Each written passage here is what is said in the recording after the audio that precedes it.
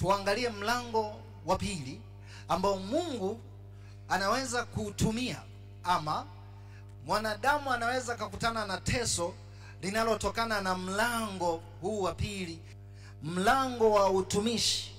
Kwa hiyo omba Mungu akutie nguvu ustahimili mateso na kukuinua kwa upya.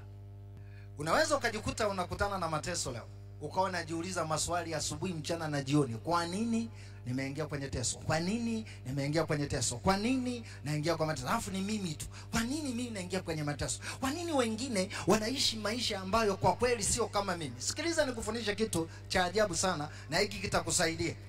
Iko hivi: kama leo hii umemwamini Bwana Yesu Kristo na amekuwa ni Bwana na Mwokozi wa maisha yako, alafu la pili, angalia, ulipompokea Yesu awe Bwana na Mwokozi wa maisha yako, ukafanya maamuzi pia ya kumkubali Bwana Yesu ili wewe awe ni chombo chako.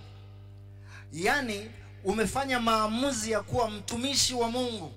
Sikiliza nikwambie, mfumo wa maisha yako utakuwa tofauti na watu wote waliokuzunguka.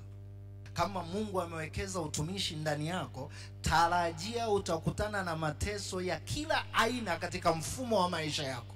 Tunapozungumzia utumishi, kuna watu wengi anasema mimi sio mtumishi. Lakini ngoja nikuonyeshe.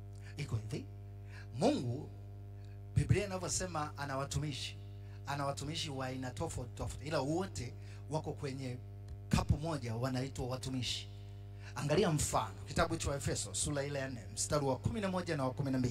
Anasema, naye alitoa wengine kuwa mitume, na wengine kuwa manabii, na wengine kuwa wainjilisti, na wengine kuwa wachungaji na walimu, kwa kusudi la kukamilisha watakatifu, hata kazi ya huduma itendeke, hata mwili wa Kristo ujengwe. Hawa Biblia inasema ni watumishi, watenda kazi.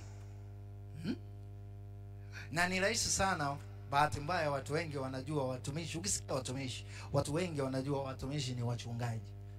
Sana sana kidogo ni wainjilisti. Ukisikia mtumishi, mara nyingi wanajuaga tu ni mchungaji na mwinjilisti kidogo. Lakini pale Mungu ameweka tunaita ofisi 5. Hizi ofisi 5 zinajitegemea kabisa. Kuna mtu anaitwa mchungaji, kuna mtu anaitwa mwinjilisti, kuna mtu anaitwa nabii, kuna mtu anaitwa mwalimu. Na kawapa huduma, kawekeza ndani yao Mungu watu wa aina gani? Hapa ametaja kuponya wagonjwa, kuna watu wa masaidiano, kuna watu wa maongozi, na kuna wa aina dharura.